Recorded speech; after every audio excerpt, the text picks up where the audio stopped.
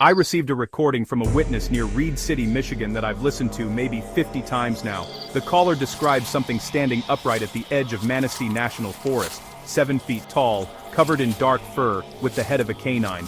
This wasn't the first call from that area, and if the pattern holds, 2027 is going to be a very active year. The question I wanted to answer, are we dealing with an undiscovered animal, something spiritual, or are Dogman and Bigfoot both manifestations of what native cultures call skinwalkers? Dogman reports describe a bipedal creature with canine features, wolf-like head, powerful build, sometimes 8 or 9 feet tall. The sightings aren't random.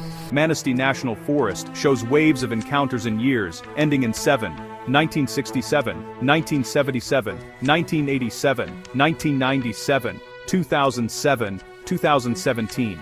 Witnesses describe the same proportions, the same gait, the same amber eyes. I spoke with researchers who've cataloged hundreds of reports, and the descriptions align across decades. That consistency is either evidence of something real, or evidence of how powerfully folklore shapes perception.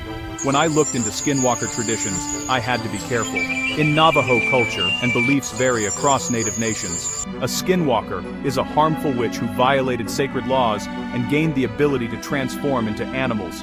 Some native elders suggest certain creatures might be spiritual beings rather than flesh and blood animals, entities that exist between worlds. When I compare that to how elusive Dogman and Bigfoot are, minimal physical evidence despite thousands of sightings, I wonder if we're applying the wrong framework entirely. Why years ending in 7? I couldn't find a mechanism that explains a 10-year cycle tied to human calendars, but I found something about environmental disruption.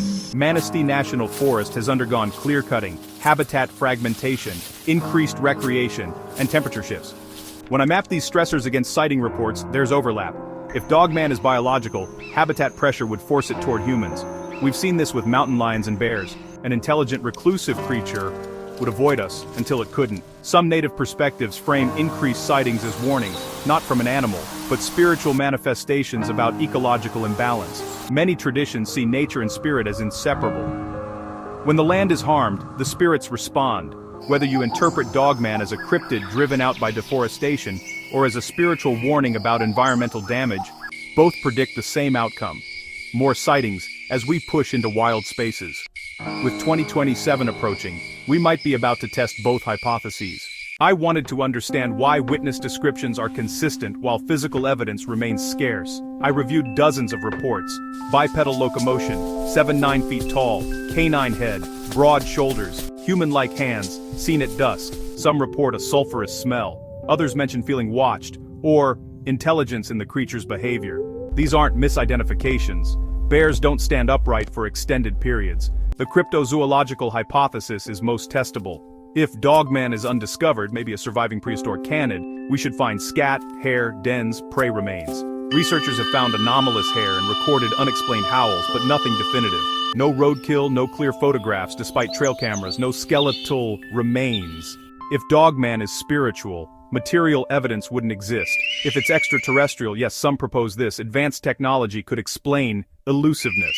I'm not endorsing these, but the biological explanation has significant gaps. The evidence doesn't match what we'd expect from an undiscovered mammal.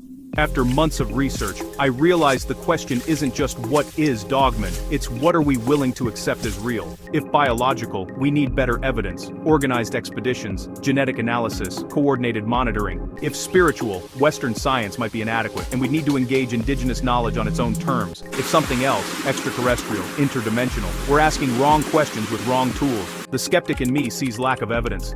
But the investigator can't ignore the patterns, the consistency, the genuine fear in witnesses.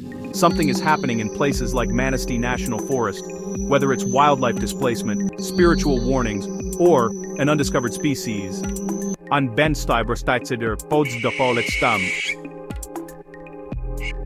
People are encountering something outside their understanding.